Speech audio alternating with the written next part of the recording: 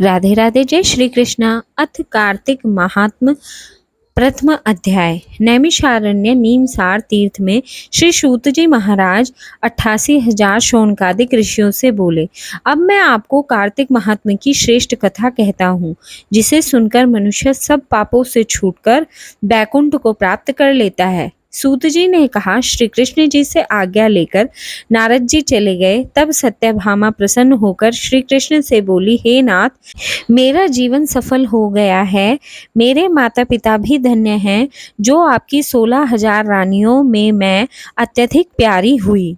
मैंने वह कल्प वृक्ष आदि आपके साथ नारद जी को विधि पूर्वक दान में दे दिया, परंतु वही कल्प वृक्ष मेरे घर में सदा लहराया करता है, जिसकी बात को मृत्यु लोक में कोई भी स्त्री नहीं जानती।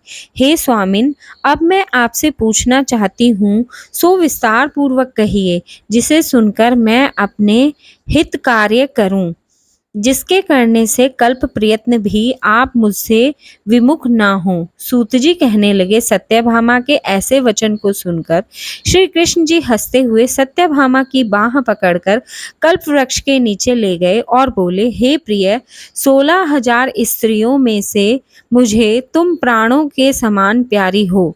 तुम्हारे लिए देवताओं और देवराज इंद्र से भी मैंने विरोध किया था। उस महा अद्भुत वार्ता को सुनो।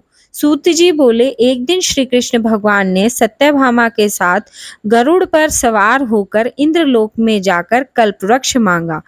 तब इंद्र के ना देने पर गरुड़ का इंद्र से घोर युद्ध हुआ था।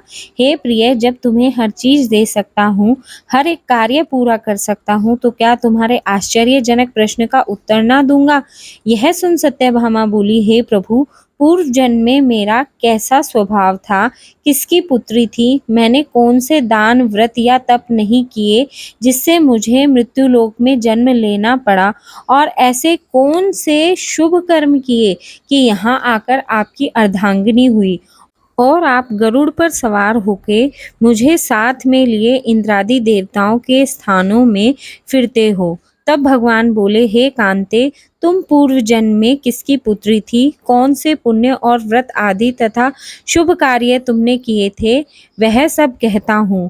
पूर्व समय में सतयुग के अंत में मायापुरी में अग्निगोत्र में वेदों और यज्ञों को जानने वाला देव शर्मा नामक एक ब्राह्मण रहता था।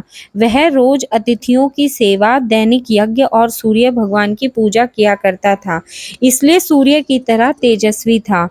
उस ब्राह्मण के बुढ़ापे में एक गुणवती नाम की कन्या हुई, जिसका विवाह उस पुत्रहीन ब्राह्मण ने अपने चंद्र नाम के शिष्य के साथ कर दिया और वे दोनों पिता पुत्र की तरह रहने लगे।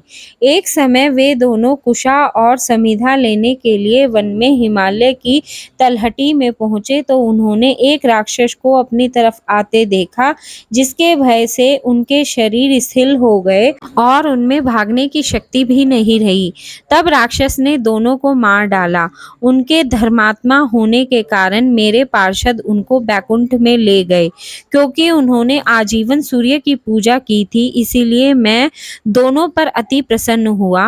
वह दोनों विमान पर चंदन और माला धारण किए हुए सूर्य के समान तेजस्वी रूपवान बैकुंठ में आए। तदुपरांत मेरे पास दिव्य भोगों के आनंद भोगने लगे। इति श्री कार्तिक मास महात्म प्रथम अध्याय समाप्त। श्रीमन नारायण नारायण नारायण, श्रीमन नारायण नारायण नारायण।